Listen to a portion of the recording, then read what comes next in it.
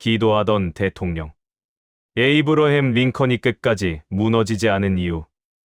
나라가 무너지고 있을 때 그는 연단 위에 서지 않았습니다.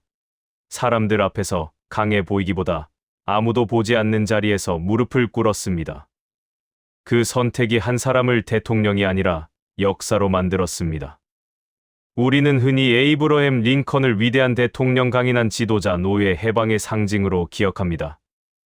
그러나 그의 삶을 조금만 더 가까이 들여다보면 이 모든 이름들 뒤에 전혀 다른 한 사람이 서 있음을 보게 됩니다. 그는 태생부터 강한 사람이 아니었습니다. 가난한 통나무집에서 태어났고 정규 교육의 기회도 넉넉하지 않았으며 젊은 시절 여러 차례 사업의 실패에 비대 쫓기며 하루하루를 버텨야 했습니다. 사랑하던 일을 먼저 떠나보내며 깊은 우울의 밤을 지나야 했고 삶의 방향을 잃어버린 순간들도 있었습니다. 정치의 길 역시 순탄하지 않았습니다. 선거에 나설 때마다 낙선했고 동료들의 조롱과 냉소 속에서 대통령감이 아니라는 말을 수없이 들어야 했습니다. 그럼에도 그가 대통령이 되었을 때 미국은 축복의 시대로 들어간 것이 아니라 역사상 가장 잔혹한 내전의 한복판으로 들어갔습니다. 젊은이들은 전쟁터에서 쓰러졌고 국민은 분열되었으며 백악관 앞에는 분노와 절망의 목소리가 끊이지 않았습니다. 이 상황에서 대부분의 지도자는 강한 언어와 확신으로 자신을 포장합니다. 그러나 링컨은 달랐습니다. 그는 연설로 자신을 지키지 않았고 정치 기술로 마음을 숨기지 않았습니다. 그가 붙든 것은 사람들이 보지 않는 자리, 아무도 박수 치지 않는 자리에서의 조용한 기도였습니다. 오늘 우리는 링컨의 연설이 아니라 그의 무릎 위의 인생을 따라가려 합니다. 링컨의 신앙은 드러내는 신앙이 아니었습니다. 그는 공개석상에서 자주 하나님을 언급하지 않았고 자신을 경건한 지도자로 포장하지도 않았습니다. 그러나 그의 개인 서신과 기록, 그리고 가까운 이들의 증언을 종합해보면 한 가지 사실은 분명해집니다. 그는 결정적인 순간마다 혼자 하나님 앞에 나아간 사람이었습니다. 그는 이렇게 고백했습니다. 나는 너무 자주 무릎 꿇을 수밖에 없었다. 다른 곳으로 갈 길이 없었기 때문이다. 이 말은 위대한 대통령의 선언이라기보다 한계에 부딪힌 인간의 절규에 가깝습니다. 그는 자신을 지혜로운 사람이라 여기지 않았고 오히려 자신에게 지혜가 없다는 사실을 가장 분명히 알고 있던 지도자였습니다. 그래서 그는 결정을 내려야 할 때마다 사람들의 여론보다 하나님의 침묵 앞에 먼저 섰습니다. 전쟁의 방향을 정해야 할 때, 장군을 임명하거나 해임해야 할 때, 그리고 노예 해방이라는 역사적 결단 앞에서도 그는 서둘러 말하지 않았고 기도 없이 결정하지 않았습니다. 그는 강해서 무너지지 않은 것이 아니라 자신이 약하다는 사실을 끝까지 부인하지 않았기 때문에 무너지지 않았습니다. 백악관의 밤은 겉으로 보기에는 조용했습니다. 불은 하나둘 꺼지고 복도에는 발소리조차 사라졌습니다. 그러나 그 고요함 속에서 그의 마음은 조금도 쉬지 못했습니다. 책상 위에는 전쟁 보고서가 쌓여 있었고 그 위에는 수천 명의 이름이 적힌 사망자 명단이 놓여 있었습니다. 그 이름 하나하나는 누군가의 아들이었고 누군가의 남편이었으며 누군가의 인생이었습니다. 그는 대통령이었지만 그 숫자들 앞에서 결코 익숙해지지 않았습니다. 그는 전쟁을 숫자로 보지 않았고 승리를 통계로 계산하지 않았습니다. 그래서 밤이 깊어질수록 그의 어깨는 더 무거워졌습니다.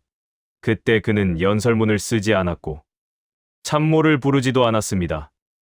그는 조용히 문을 닫고 혼자 방에 남아 의자에서 내려와 무릎을 꿇었습니다. 가까운 이들은 그가 종종 밤늦게 아무도 없는 방에서 오래도록 기도했다고 증언합니다. 그 기도는 웅변이 아니었고 설득이 아니라 호소에 가까웠습니다. 나는 무엇이 옳은지 알지 못합니다.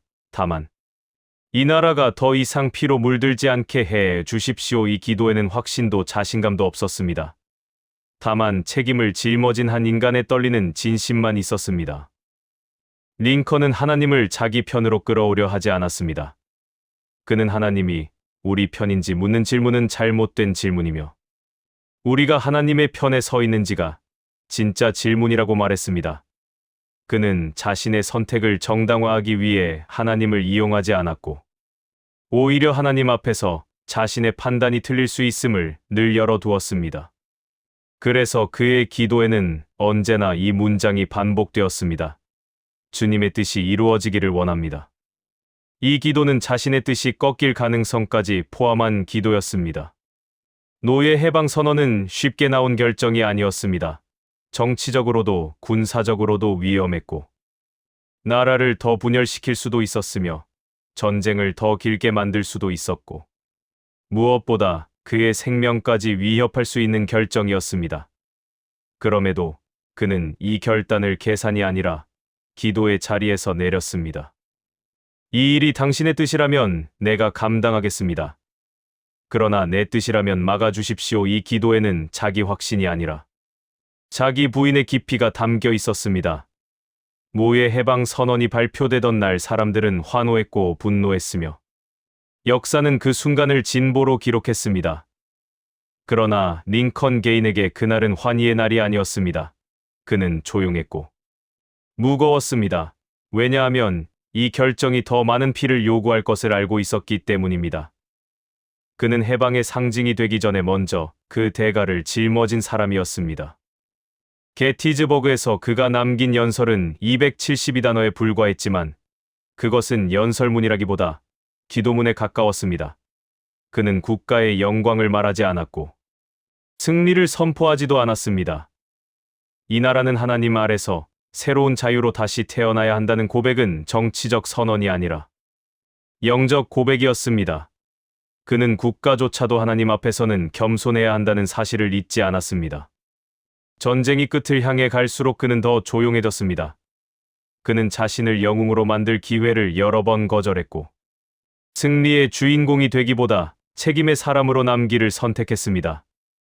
전쟁이 끝난 후 그는 보복을 선동하지 않았고 악의는 없이 자비를 가지고 하나님이 우리에게 옳음을 보여주신 대로 겸손히 나아가자고 말했습니다. 이 말은 승자의 언어가 아니라 기도하던 사람의 언어였습니다. 에이브러햄 링컨의 인생을 끝까지 따라오면 우리는 한 가지 사실 앞에 서게 됩니다. 그는 완벽한 사람이 아니었고 항상 옳은 선택을 한 사람도 아니었습니다. 그러나 그는 결정적인 순간마다 자신을 절대화하지 않았습니다. 그는 자신보다 크신 분 앞에 스스로를 내려놓을 줄 알았고 그 자리에서 다시 일어났습니다. 그래서 그는 무너지지 않았습니다. 오늘 이 이야기를 듣고 있는 당신에게도 비슷한 밤이 있을지 모릅니다. 아무도 이해해 주지 않고 결정은 당신 몫으로 남아 있으며 강해 보여야만 하는 자리, 그럴 때 링컨이 선택했던 그 조용한 길을 기억해도 좋겠습니다. 사람들 앞에서 더 단단해지기보다 아무도 보지 않는 자리에서 무릎을 꿇는 선택. 그 선택이 당신을 약하게 만들지 않습니다. 오히려 끝까지 서 있게 만듭니다. 링컨이 대통령으로 기억되는 이유는 그가 권력을 가졌기 때문이 아니라 끝까지 자기 자신을 내려놓았기 때문입니다.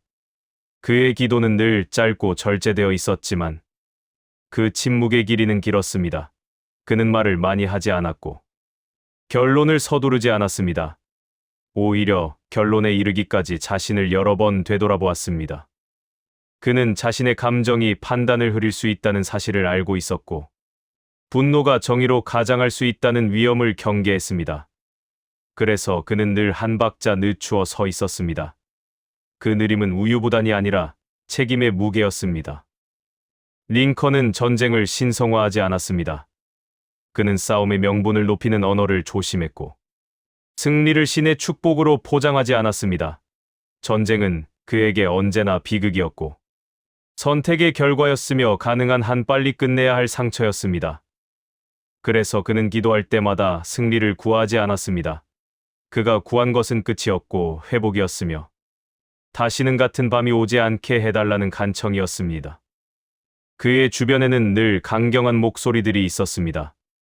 더 강하게 밀어붙이자는 이들, 더 빠르게 결단하자는 이들, 더 크게 선포하자는 이들이 그를 에워쌌습니다. 그러나 그는 그 소리들 사이에서 침묵을 선택했습니다. 침묵은 회피가 아니라 분별의 도구였기 때문입니다. 그는 자신의 말이 군중의 분노를 자극할 수 있다는 사실을 알고 있었고, 한 문장이 수천의 생명을 움직일 수 있다는 사실을 두려워했습니다. 그래서 그는 문장을 다듬고 또 다듬었습니다. 말하기 전에 기도했고 말한 뒤에는 책임을 졌습니다.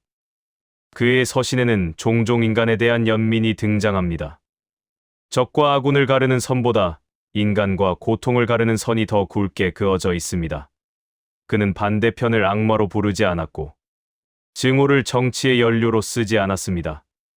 그는 사람을 미워하기보다 제도를 고치려 했고 분노를 선동하기보다 상처를 봉합하려 했습니다. 그 선택은 늘 인기를 잃게 만들었지만 그는 그 대가를 감수했습니다. 전쟁의 한가운데서 그는 자주 아이들의 이야기를 꺼냈습니다. 병사들의 자녀 이야기, 가족들의 편지 이야기를 들려주었습니다. 그 이야기들은 회의실의 공기를 바꾸었고 숫자와 전략 사이의 얼굴을 불러왔습니다. 그는 정책이 사람을 잊을 때 가장 위험해진다는 사실을 알고 있었습니다. 그래서 그는 사람을 불러왔고 이름을 불러왔습니다.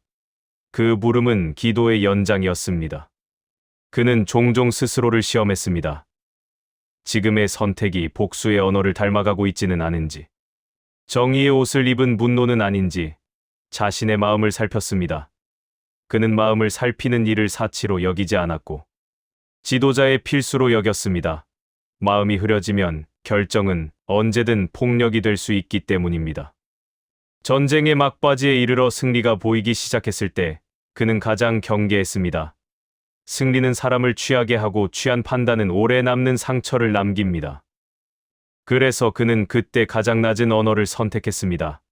악의는 없이 자비를 가지고 하나님이 우리에게 옳음을 보여주신 대로 겸손히 나아가자는 말은 그가 그동안 기도로 다져온 마음의 문장이었습니다. 이 문장은 한순간에 만들어진 문장이 아니었고 수많은 밤의 침묵이 쌓여 태어난 문장이었습니다. 그는 보복을 거부했습니다. 패자를 굴복시키는 언어 대신 회복을 말했습니다. 이 선택은 쉽지 않았고 환영받지 못했습니다. 그러나 그는 미래를 보았습니다. 분열 위에 세운 평화는 오래가지 못한다는 사실을 알았기 때문입니다. 그는 오늘의 분노를 누르고 내일의 상처를 줄이는 길을 택했습니다. 그 길은 느렸고 외로웠지만 그는 끝까지 걸었습니다. 그의 마지막 시간들 또한 소란스럽지 않았습니다. 그는 거창한 유언을 남기지 않았고 자신을 미워하지도 않았습니다. 그가 남긴 것은 삶의 태도였고 결정의 방식이었으며 무릎의 기억이었습니다. 사람들 앞에서 강해 보이는 법보다 아무도 보지 않는 자리에서 정직해지는 법을 그는 몸으로 남겼습니다. 우리는 종종 결과로 사람을 평가합니다. 성취와 숫자와 이름으로 기억합니다. 그러나 링컨의 삶을 따라오면 다른 기준이 떠오릅니다.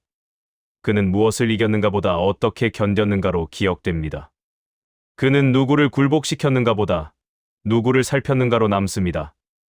그리고 무엇을 말했는가 보다 언제 침묵했는가로 오래갑니다. 이 이야기를 듣는 당신에게도 결정의 밤이 있을 것입니다. 누구의 편을 들 것인가 보다 무엇의 편에 설 것인가를 물어야 하는 순간, 서둘러 말하면 박수를 받을 수 있지만 늦추어 기도하면 고독을 만나게 되는 순간, 그때 링컨의 길은 하나의 선택지를 보여줍니다. 사람들 앞에서 단단해지는 길이 아니라 아무도 보지 않는 자리에서 정직해지는 길. 무릎을 꿇는다는 것은 포기하지 않는다는 뜻입니다. 책임을 내려놓는다는 뜻이 아니라 책임을 감당할 힘을 구한다는 뜻입니다. 링컨은 그 뜻을 알고 있었습니다. 그래서 그는 자주 무릎을 꿇었고 그 자주가 그를 지켜냈습니다. 그는 자신의 한계를 숨기지 않았고 한계를 기도의 문으로 삼았습니다. 그 문은 그를 약하게 만들지 않았습니다. 오히려 끝까지 서 있게 만들었습니다. 오늘의 세계는 여전히 빠른 말과 강한 확신을 요구합니다. 그러나 빠른 말은 자주 상처를 남기고 강한 확신은 종종 타인을 밀어냅니다. 그 사이에서 링컨의 느린 태도는 오래된 대안으로 남아 있습니다. 침묵을 통과한 말, 책임을 통과한 결정, 무릎을 통과한 용기. 기도하던 대통령이라는 이름은 그의 직함이 아니라 그의 방식이었습니다. 그는 그 방식으로 나라를 건넜고 시대를 건넜으며 한 사람의 인생이 어디까지 견딜 수 있는지를 보여주었습니다. 그래서 그는 역사로 남았습니다. 이긴 이야기를 따라온 당신에게 묻고 싶습니다. 지금 당신의 밤은 어떤가요? 결정 앞에서 마음이 흔들리고 있다면 서둘러 연단으로 올라가지 않아도 됩니다. 잠시 불을 낮추고 문을 닫고 무릎을 꿇어도 됩니다. 그 선택은 약함이 아닙니다. 그 선택은 끝까지 가기 위한 준비입니다. 기도하던 대통령의 이야기는 여기서 끝나지만 그의 방식은 지금도 계속됩니다. 아무도 보지 않는 자리에서 정직해지는 선택, 책임을 감당할 힘을 구하는 선택. 그리고 그 선택을 반복하는 삶, 그 삶은 오늘도 누군가를 지켜냅니다.